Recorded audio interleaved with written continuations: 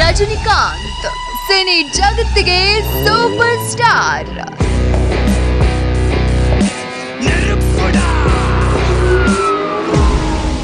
ஆமா, நீங்க என்ன கேங்ஸ்டரா நீங்க?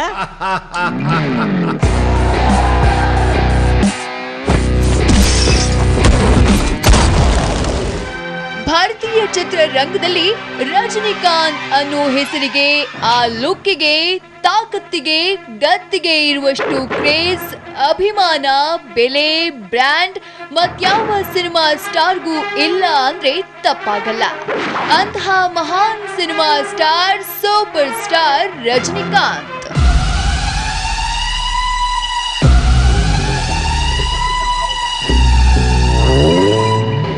ರಜನಿಕಾಂತ್ ಬರೀ ಸಿನಿಮಾ ಸ್ಟಾರ್ ಆಗಿದ್ರೆ ಖಂಡಿತ ಇಷ್ಟು ಅಭಿಮಾನ, ಪ್ರೀತಿ, ಆದರ, ಸ್ಫೂರ್ತಿ ಖಂಡಿತ ಬರ್ತಾ ಇರ್ಲಿಲ್ವೇನೋ. ಯಾಕಂದ್ರೆ ರಜನಿಕಾಂತ್ ಸಿನಿಮಾ ಸ್ಟಾರ್ ಅನ್ನುವುದಕ್ಕಿಂತ ಹೆಚ್ಚಾಗಿ ಅವರೊಬ್ಬ ಮಾನವತಾವಾದಿ, ಆಧ್ಯಾತ್ಮಿಕವಾದಿ, ಸಾಹಿತ್ಯ ಚಿಂತಕ, ಸರಳತೆಯ ಸಹನಾಮೂರ್ತಿ, ಕೋಟ್ಯಂತರ ಅಭಿಮಾನಿಗಳಿಗೆ ಸ್ಫೂರ್ತಿಯ ಚಿಲುಮೆ. ಕನ್ನಡದಲ್ಲಿ ಡಾಕ್ಟರ್ ರಾಜ್ಕುಮಾರ್, ತೆಲುಗಿನಲ್ಲಿ NTR, ತಮಿಳಿನಲ್ಲಿ MGR, ಶಿವಾಜಿ ಗಣೇಶನ್, ಈ ಎಲ್ಲ ಲೆಜೆಂಡ್ಗಳ ಗುಣಗಳ ಏಕಮೂರ್ತಿ ಸೂಪರ್ ಸ್ಟಾರ್ ரஜினிகாந்த். ஒருவன் முதலாளி, உலகில் மற்றவன் தொழிலாளி, விதியை நினைப்பவன் ஏமாடி, அதை வென்று முடிப்பவன் அறிவாளி, ಭೂಮಿயை வெல்ல ಆಯುಧம் ಎದಕ್ಕೆ, ಉಪ್ಪರಿಕ ಕೋಡರಿ ಎದಕ್ಕೆ. ಯಾಕಂದ್ರೆ ಅವರು ಮಾಡೋ ಯಾವುದೇ ಸಿನಿಮಾದಲ್ಲೂ ಬರೀ ರಂಜನೆ ಇರುವುದಿಲ್ಲ. ಅಲ್ಲಿ ಬೇಕಾದಷ್ಟು ರಂಜನೆಯ ಜೊತೆಗೆ ಮಾನವೀಯ ಮೌಲ್ಯಗಳು ತುಂಬಿ ತುಳುಕ್ತಾ ಇರುತ್ತವೆ. ಸಮಾಜದ ಹುಳುಕುಗಳಿಗೆ ಹಿಡಿದ ಕನ್ನಡಿ ಅವರ ಸಿನಿಮಾ ಆಗಿರುತ್ತೆ. ಸಾಮಾನ್ಯರು ಸ್ಫೂರ್ತಿಗೊಳ್ಳುವಂತಹ ಹಲವು ವಿಚಾರಗಳಿರುತ್ತವೆ. ಇದೆಲ್ಲದರ ಜೊತೆಗೆ ದೇವರು, ಸಂಸ್ಕೃತಿ, ಆಚಾರ ವಿಚಾರಗಳ ಎಳೆ, ಮಾಸ್ಟ್ ಅಂಡ್ ಶುಡ್ ಇದ್ದೇ ಇರುತ್ತೆ. ಅದೇ ಕಾರಣಕ್ಕೆ ರಜನಿಕಾಂತ್ರ ಆಲ್ಮೋಸ್ಟ್ ಎಲ್ಲ ದೊಡ್ಡ ಸಿನಿಮಾಗಳಲ್ಲೂ ಅವರ ಇಂಟ್ರೊಡಕ್ಷನ್ ಹಾಡಿನಲ್ಲಿ ಇದೆಷ್ಟು ವಿಚಾರಗಳು ತುಂಬಿರುತ್ತವೆ. ನಾವು ಯಾಕೆ ರಜನಿಕಾಂತ್ರ ಸಿನಿಮಾಗಳ ಬಗ್ಗೆ, ಅವರ ವ್ಯಕ್ತಿತ್ವದ ಬಗ್ಗೆ ಎಷ್ಟು ಇಂಟ್ರೊಡಕ್ಷನ್ ಕೊಟ್ವಿ ಅಂದ್ರೆ, ಅವರು ಇತ್ತೀಚೆಗಷ್ಟೇ ಮಾಡಿದ ಒಂದು ಭಾಷಣ ಸೂಪರ್ ಸ್ಟಾರ್ ರಜನಿಕಾಂತ್ ಜೀವನದ ಮತ್ತೊಂದು ಮುಖವನ್ನ ಪರಿಚಯಿಸಿದೆ.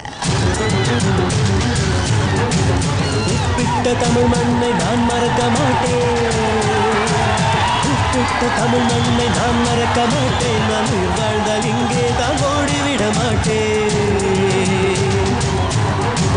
கட்சிகளை, பதவிகளை நான் விரும்ப மாட்டேன், காலத்தில் கட்டளையை நான் மறுக்க மாட்டேன். ನಿಮ್ಗೆಲ್ಲ ಗೊತ್ತಿರೋ ಹಾಗೆ ಸೂಪರ್ ಸ್ಟಾರ್ ರಜನಿಕಾಂತ್ ಮಹಾನ್ ದೈವ ಭಕ್ತ. ತಮ್ಮ ಬದುಕಿನುದ್ದಕ್ಕೂ ಆಧ್ಯಾತ್ಮವನ್ನ ಬದುಕಿನ ಒಂದು ಭಾಗವಾಗಿಸಿಕೊಂಡಿರೋ ಸ್ಟಾರ್. ಎಂಥ ರಜನಿಕಾಂತ್ಗೆ ಬಾಲ್ಯದಿಂದಲೇ ಆಶ್ರಮ, ಗುರು, ಸತ್ಸಂಗಕ್ಕೂ ಅವಿನಾಭಾವ ಸಂಬಂಧವಿದೆ. ಅದರಂತೆ ರೀಸೆಂಟ್ ಆಗಿ ಸೂಪರ್ ಸ್ಟಾರ್ ರಜನಿಕಾಂತ್ ಯೋಗಾನಂದ ಸತ್ಸಂಗ ಸೊಸೈಟಿ ಆಫ್ ಇಂಡಿಯಾ ಆಯೋಜಿಸಿದ್ದ ಪರಮಹಂಸ ಯೋಗಾನಂದ್ರವರು ಬರೆದಿರುವ ದಿ ಡಿವೈನ್ ರೊಮ್ಯಾನ್ಸ್ ಅನ್ನೋ ಪುಸ್ತಕವನ್ನ ಬಿಡುಗಡೆ ಮಾಡಿದ್ರು. ಪುಸ್ತಕ ಬಿಡುಗಡೆ ಮಾಡಿದ ತಲೈವರ್ ಇದುವರೆಗೂ ಹೇಳಿರದಂತಹ ಒಂದಷ್ಟು ಸ್ಫೂರ್ತಿದಾಯಕ ಆಧ್ಯಾತ್ಮಿಕ ವಿಚಾರಗಳನ್ನ ಬಿಚ್ಚಿಟ್ರು. ದಾಸರ ಪದಗಳಿಂದ ಭಾಷಣ ಆರಂಭಿಸಿದ ರಜನಿ. ಸೂಪರ್ ಸ್ಟಾರ್ ರಜನಿಕಾಂತ್ಗೆ ಬಾಲ್ಯದಿಂದಲೇ ರಾಮಕೃಷ್ಣ ಆಶ್ರಮದ ನಂಟು. ಮನೆಯಲ್ಲಿ ಅಣ್ಣಂದಿರ ಆಧ್ಯಾತ್ಮಿಕ ಓದಿನಿಂದ ದಾಸರ ಪದಗಳು, ತತ್ವ ಪದಗಳು ಮತ್ತು ಆಧ್ಯಾತ್ಮಿಕ ವಿಚಾರಗಳ ಪರಿಚಯವಿತ್ತು. ಬೆಳೆಯುತ್ತಾ ಬೆಳೆಯುತ್ತಾ ಅದು ಅವರ ಬದುಕಿನ ಒಂದು ಭಾಗವಾಗಿ ಹೋಯಿತು. ಹೌದು, ದಿ ಡಿವೈನ್ ರೊಮ್ಯಾನ್ಸ್ ಪುಸ್ತಕ ಬಿಡುಗಡೆ ಮಾಡಿ ಮಾತುಗಳಿದ ರಜನಿಕಾಂತ್ ಮೊದಲಿಗೆ ನೆನೆದಿದ್ದು ಆ ಬಾಲ್ಯದ ದಿನಗಳಲ್ಲಿ ಅಣ್ಣಂದಿರು ಓದ್ತಾ ಇದ್ದ ಕನ್ನಡ ದಾಸರ ಪದಗಳನ್ನ ನೆನೆಯುತ್ತಾ ಮಾನವ ಜನ್ಮ ದೊಡ್ಡದು, ಇದನ್ನ ಹಾನಿ ಮಾಡಬೇಡಿ ಹುಚ್ಚಪ್ಪಗಳಿರ ಅನ್ನೋ ಪದಗಳ ಭಾವಾರ್ಥವನ್ನ ಬಿಡಿಸಿ ಹೇಳೋ ಮೂಲಕ ಮಾತನ್ನ ಆರಂಭಿಸಿದ್ರು. ஒரு தாசர கீர்த்தனை அப்படின்னு சொல்லி தாசர பதங்கள் புரந்தரதாசரது எங்கள் அண்ணா பாடுவார். அதில் மாನವ ಜನ್ಮ ದೊಡ್ಡದೋ ಅದು ಹಾನಿ ಮಾಡಿಕೊಳ್ಳಬೇಡಿ ಉಚ್ಚಪ್ಪಗಳಿರ அப்படின்னு. அதாவது மனுஷ ஜென்மம் ரொம்ப பெருசு, அது வேஸ்ட் பண்ணிக்காதீங்க, பாழாக்காதீங்க பைத்தியக்காரங்களா அப்படின்னு சொல்லி அந்த தாசர் பாடுவார். மனுஷ ஜென்மம் கிடைக்கிறது ரொம்ப அபூர்வம். எத்தனையோ ஜென்மங்களை தாண்டி ஆயிரம் ஜென்மங்களை, ஜந்து கிருமிங்க என்னென்னமோ ஜென்மங்களை தாண்டி மனுஷ ஜென்மம் அடைகிறோம். அது அடைஞ்ச பிறகு இந்த சம்சாரத்திலேயே மூழ்கி பணம் காசு பப்பம் கொண்டாட்டி புள்ள அது இது கூட்டாருங்க உறவினருங்க பணம் புகழ் சுகம் சந்தோஷம் அப்படின்னு அதுலயே முழுகி சாகாம நான் யார், எங்கிருந்து வந்தேன், இறந்த பிறகு எங்கே போற, அந்த கடவுள் யார், நான் அந்த ஆத்மானா என்ன அப்படிங்கிற கேள்வி வர்றது ரொம்ப அபூர்வம். அந்த மாதிரி கேள்வி வந்த பிறகு அதுக்கு விடை கொடுக்கிறதுக்கு குரு கிடைக்கிறது அதை விட அபூர்வம். குரு கிடைச்ச பிறகு அவருடைய அருள் கிடைச்சு அவருடைய போதனை கிடைக்கிறது அதை விட அபூர்வம். இது நானும் கிடைச்ச பிறகு அதை வேஸ்ட் பண்ணிக்கிட்டா உங்க விட பைத்தியக்காரங்க யாருமே இருக்க மாட்டாங்க. ಹೌದು, ಜಗತ್ತಿನಲ್ಲಿ ಹೆಸರು ಆಸ್ತಿ ಹಣಕ್ಕಿಂತ ದೊಡ್ಡದು ಆಧ್ಯಾತ್ಮ ಶಕ್ತಿ. ನಾನು ಸೂಪರ್ ಸ್ಟಾರ್ ಅನಿಸಿಕೊಳ್ಳುವುದಕ್ಕಿಂತ ಒಬ್ಬ ಆಧ್ಯಾತ್ಮಿಕ ಅನಿಸಿಕೊಳ್ಳುವುದರಲ್ಲಿ ಹೆಚ್ಚು ಹೆಮ್ಮೆ ಇದೆ ಅಂತ ಹೇಳಿದ್ರು ರಜನಿಕಾಂತ್. நான் வந்து ஒரு ஆன்மீகவாதி அப்படின்னு சொல்லிக்கிறதுல ரொம்ப பெருமைப்படுறேன். இதை வந்து ஆண்டவன் கொடுத்த பிச்சை, என்னுடைய பிராரப்தம், போன ஜென்மங்கள் எல்லாம் நான் செஞ்ச புண்ணியம். நான் ஒரு சினிமா ஆர்டிஸ்ட், ஒரு பெரிய ஸ்டார் அப்படின்னு சொல்றதை விட ஒரு ஆன்மீகவாதி அப்படின்னு சொல்றதுலயே நான் பெருமைப்படுறேன். இந்த பணம் பேரு புகழ் எல்லாம் ஒரு பக்கம் வச்சு இது வேணுமா இல்ல ஆன்மீகம் வேணுமான்னு சொன்னா நான் ஆன்மீகம் தான் நாடி போறேன்.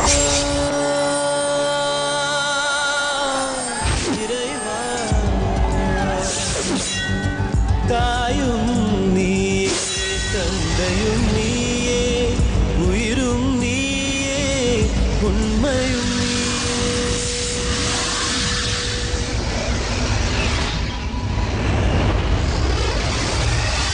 எனக்கு முதல் குரு ஆன்மீக பாதையில என்னுடைய அண்ணா சத்யநாராயண காயக்வாட். அவர் தான் என்ன ஆன்மீகத்தில் வந்து ஈடுபடுத்தி எங்கே ஒரு கதா காலட்சேபம் நடந்தாலோ, எங்கே பஜனை நடந்தாலோ, எங்கே தெய்வீக காரியங்கள் நடந்தாலும் என்னை சின்ன வயசுலேயே கையை கொடுத்து கூட்டிட்டு போவாங்க. இந்த ராமகிருஷ்ண ஆசிரமத்தில் சேர்த்தது அவர் தான். ஸோ ராமகிருஷ்ண பரமஹம்சர் என்னுடைய 2வது குரு. அந்த ராமகிருஷ்ண ஆசிரமத்தில் நான் ஒழுக்கத்தை கற்றுக்கிட்டேன், நம்ம சம்பிரதாயம், பாரம்பரியம், ಋಷಿகள், வேதங்கள் அதை பற்றி தெரிஞ்சுக்கிட்டேன். ಬಾಬಾ ಸಿನಿಮಾನ ರಜನಿ ಮಾಡಿದ್ದೇಕೆ ಗೊತ್ತಾ?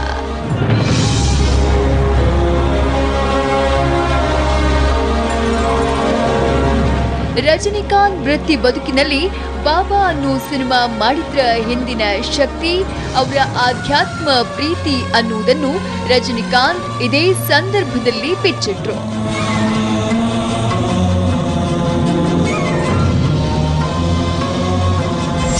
1978 வந்துட்டு நான் ஆக்டர் ஆன பிறகு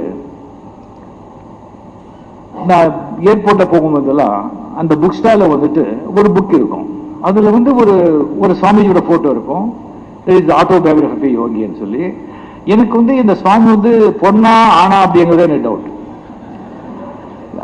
புக் வாங்க மாட்டேன், பட் அது கண்ணு மட்டும் அது என்ன பாக்குற மாதிரி இருக்கும். இது பொண்ணா ஆனா அப்படின்னு சொல்லி அதுக்கப்புறம் ஒரு இடத்துல புக்கு நான் வாங்கிட்டேன். சரி, வாங்கி வச்சு பார்த்து அது வந்து ரொம்ப கஷ்டமா இருந்தது புரியறதுக்கு. அது இங்கிலீஷ் எல்லாம் நமக்கு வந்து சரியா தெரியாது சொல்லிட்டு அதுக்கப்புறம் அப்படியே நான் வச்சுட்டேன். அது ஒரு 20 வருஷம் 22 வருஷம் அந்த புக் என்னுடைய லைப்ரரியிலே இருந்தது. அது நான் வந்து படிக்கவே இல்லை. அதுக்கப்புறம் வந்து நான் வந்து படையப்பா படத்தெல்லாம் பண்ணி முடிச்சுட்டு சரி இனிமே வந்து படம் பண்ணக்கூடாது அப்படியே சொல்லி எல்லாத்தையும் வெறுத்து போய் என்ன பண்றதுன்னு தெரியாம இருக்கும்போது சச்சிதானந்தர் வந்துட்டு நீ வந்து ஆசிரமம் ஒழிச்சுட்டு அமெரிக்காவில் ஆசிரமத்துக்கு நீ வான்னு சொல்லி என்னை கூப்பிட்டு ஒரு 25 days 30 days அங்கே இருன்னு சொல்லி அவர் கூடவே என்ன இங்கே வச்சுக்கிட்டார். அப்போ அந்த புக்கை நான் கொண்டு போயிருந்தேன். அது எனக்கே தெரியாம அந்த புக்கை நான் எடுத்து வச்சது எனக்கே தெரியாது. அங்கே பார்த்தா அந்த புக்கு இருக்கு வேறு வேலை கிடையாது. ரொம்ப குழு வேற. அங்கே வந்து நான் புக்குன்னு படிக்க ஆரம்பிச்சு 2008 2009 அப்படி இருக்கும்னு நினைக்கிறேன். அந்த புக்கு படிக்க ஆரம்பிக்கும்போது ஒரு 30-40 பேஜஸ் வந்து ஒரு சரியா ஈடுபாடுல. அதுக்கப்புறம் போக போக அந்த புக்கு கீழே வைக்கிறதுக்கு எனக்கு மனசே வரல. அண்ட் மகாவதார் பாபாஜியோட அந்த சாப்டர்ஸ் ஒரு 45-50 பேஜஸ் வரும்போது நான் ஒரு மெஸ்மரைஸ் ஆயிடுச்சு. எனக்கு அது இன்னமும் எனக்குள்ளேயே வாழ்ச்சி கம்ப்ளீட் அந்த புக்கு ரொம்ப எனக்கு பாதிப்பு ஏற்பட்டுச்சு அந்த புக்கு. ஸோ அதுக்கப்புறம் வந்து சாமிஜி வந்து எனக்கு மந்திரோபதேசம் பண்ணாரு. நான் வந்து ஆக்டிங் பண்ண வேண்டாம் எதுக்கு அப்படின்னு சொல்லும்போது, இல்லை நீங்கள் ஆக்டிங் வந்து பண்றது வந்து உங்களை மாதிரி ஒரு ஆக்ட்ரஸுங்க வந்து இந்த மீடியா சினிமா மீடியா வந்து ஒரு பவர்ஃபுல் மீடியா. நம்ம மாதிரி 100,000 சுவாமிகள் வந்து சொல்லாதது வந்து நீங்க சினிமாவில் சொன்னா அது போய் சேரும்.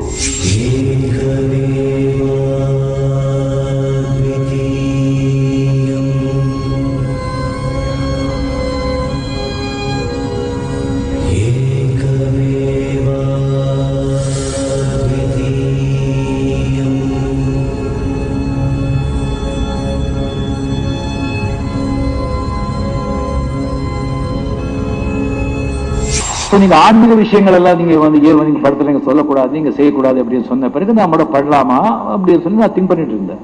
இப்போ பெங்களூர்ல என்னுடைய அபார்ட்மெண்ட்ல இருக்கும்போது ஸோ காலையில வந்துட்டு இந்த மகாவதார் அந்த புக்கை எடுத்துக்கிட்டு மறுபடியும் நான் படிச்சுட்டு இருக்கேன். 2 வாட்டி படிக்கிறேன், 3 வாட்டி படிக்கிறேன். ஆட்டோபயோகிராபி யோகி புக்கு.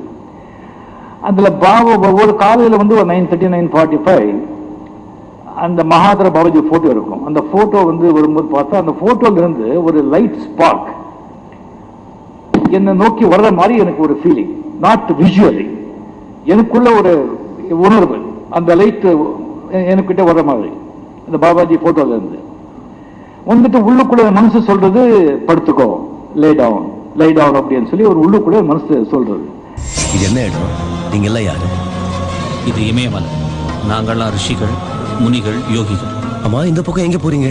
மகாவதார் பாபாஜியை பார்க்க. எனக்கு வந்து இது ஹாலுசினேஷனா, நானே இது திங்க் பண்ணிக்கிறேனா, நானே ஏதாவது நானே திங்க் பண்ணிக்கிறேன் அப்படி கிடையாது அப்படின்னு சொல்லி அப்படி புக்கை மறுபடியும் வச்சுட்டு மறுபடியும் பேப்பர் படிக்கிற, டிவி போடுற, மறுபடியும் அந்த புக்கை போய் பாரு, அது மனசு சொல்றது.